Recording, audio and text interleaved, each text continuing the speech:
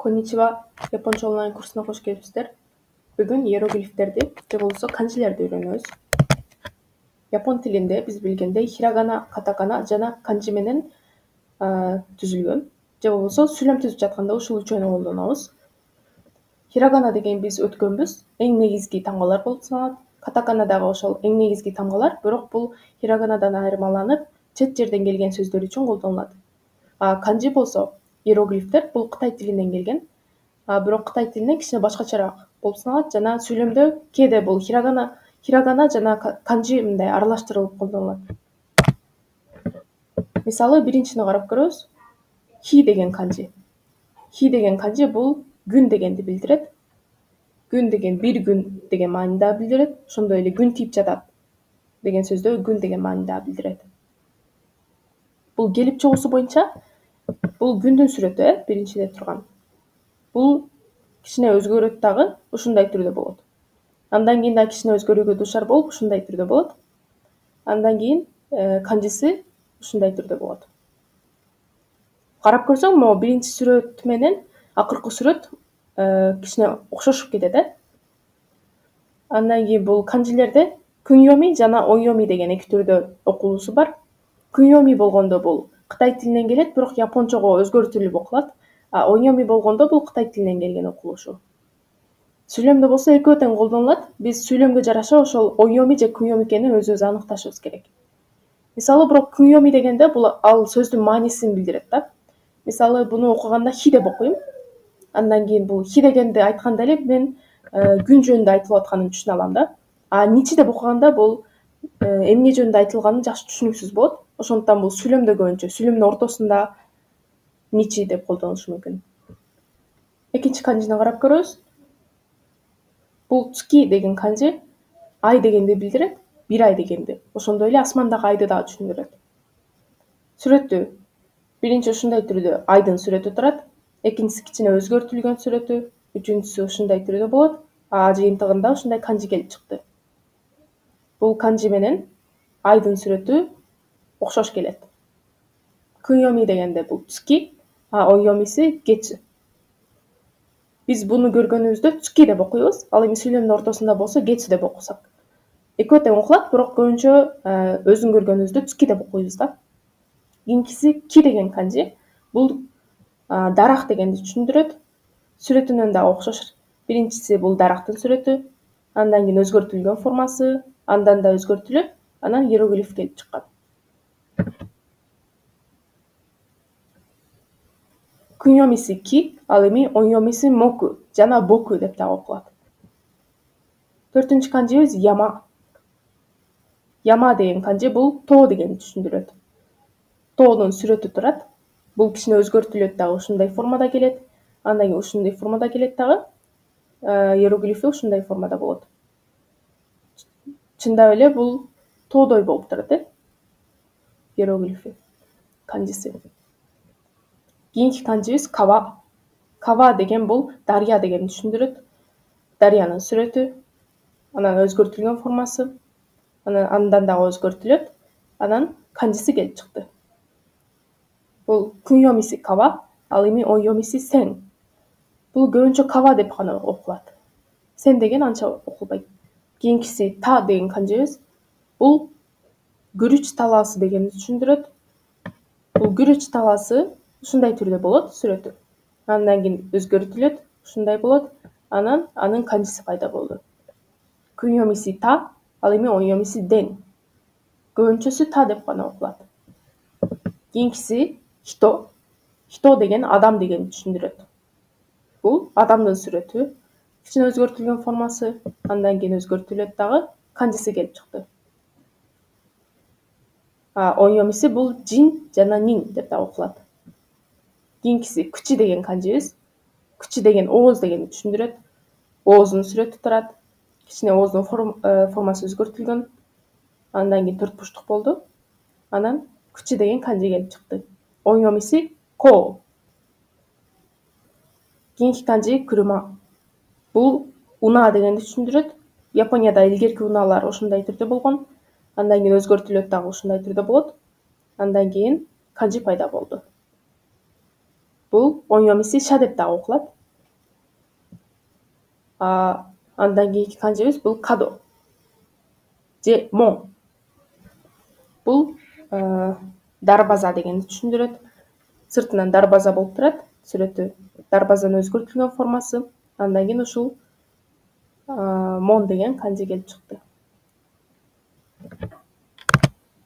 Кийинкиси бул биринчи канжилерди жазган учурда биз кантип жазабыз? Анын дагы эрежеси бар.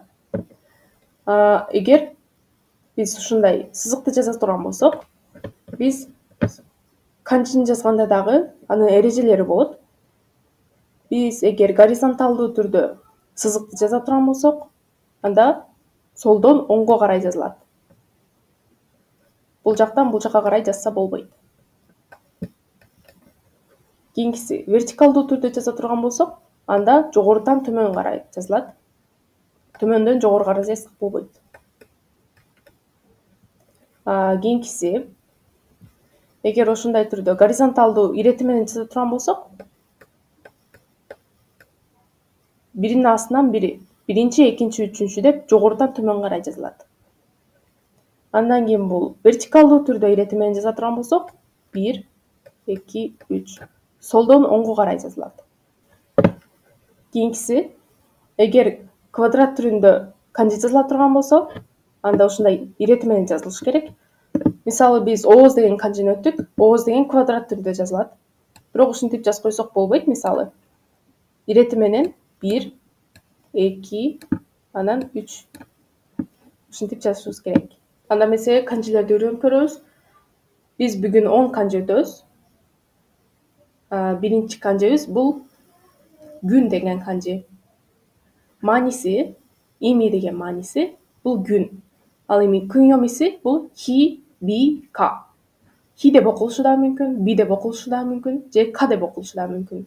Оньоми болсо бул ничи, ни, анан житсу. Ушул 4 түрдө, 3 түрдө окулушу мүмкүн. Жазылышы биринчи ушул сызык кетет, андан кийин 1, 2, 1, 2, 3, анан 1, 2, 3, 4. 4 баскычтан турат. Анан мааниси күн дегенди түшүндүрөт. Мисалы окуп көрөбүз бул жактан. Бул хон деген канжы. Андан кийин бул ни деп окулат. Ошондо бул нихон. Нихон деген Япония. Андан кийин бул 3. 3 дегенди ми деп окуйбуз. Бул учурда биз ка деп окуйбуз. Микка, 3 күн. Бул сүйлөмдө биз оньоми же күньоми экенин биз өзүбүз аныкташыбыз керек.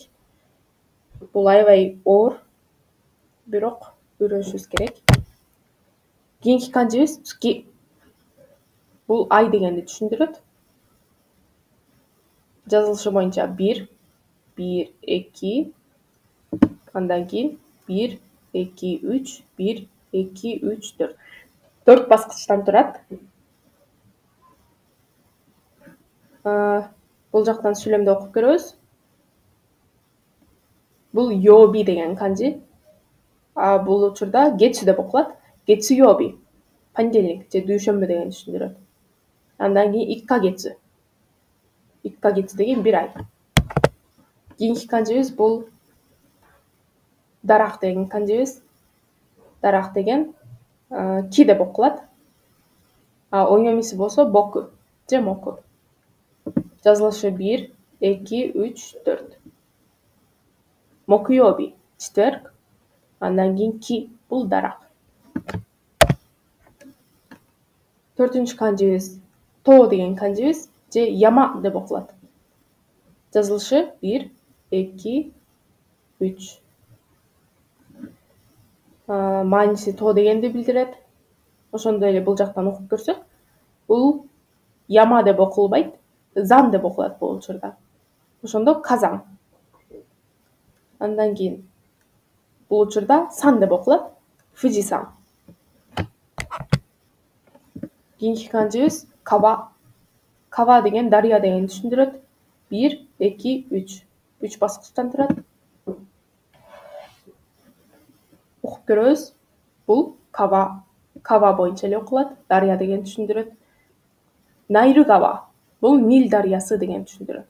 Бул жакта Найру-кава эмес, Найру-гава деп окуйбуз. Кийинки канжыбыз та. Бул күрүч талаасы деген түшүндүрөт. Күн йомиси та жана да, оң йомиси дең. Жазылышы 1, 2, 3, 4, 5. Окуп көрөбүз. Бул та болгондуктан тамбо деп окулат, күрүч талаасы. Андан кийин бул учурда да болуп окулат, Ямада. Бул япондордун аты. Кээ бир Ямада деген аттар болот. Кийинкиси адам же хито. Жазылышы 1, 2. Окуп көрөбүз. Бул учурда нин деп окулат, ошондо саннин. Андан кийин бул нихон деп окулат, а акыркысы жин деп окулат. Бул нихонжин, япон. 8-чи канжыбыз бул ооз. Күчи деген канжыбыз 1, 2, 3. Квадрат сыяктуу формада. Мисалы окуп көрөбүз. Биринчиси жин деп окулса, экинчиси ко деп окулат. Жинко бул калктын саны. Андан кийин бул учурда көчи деп окулат. Иригүчи бул кирүү. 9-чу канжыбыз бул уна же күрүма. Күрүма болгондо жазылышы 1, 2, 3, 4, 5, 6, 7. 7 баскычтан турат. Сөзсүз түрдө ушундай иретте жазышыбыз керек. Окуп көрөбүз. Биринчиси ден деп окулат, бул ша деп окулат. Денша, поезд. Андан кийин жидоша, бул уна. Акыркы канжыбыз бул моң же дарбаза. Бул деген жазылышы боюнча 1, 2, 3, 4, 5, 6, 7, 8. 8 баскычтан турат. Буну окуп көрсөк, мон болот. Өзү гана турганда оң йоми менен мон деп окулат. Андан кийин сенмон. Сенмон деген бул адистик. Эгер бул видео жакса, лайк баскычын, подписка баскычын, ошондой эле комментарийлерди жазып койсоңуз болот. Эгер суроолоруңуздар болсо, ошол комментарийге суроо берсеңиздер болот. Аягына чейин көргөнүңүздөр үчүн рахмат. Аригато гозаимашта.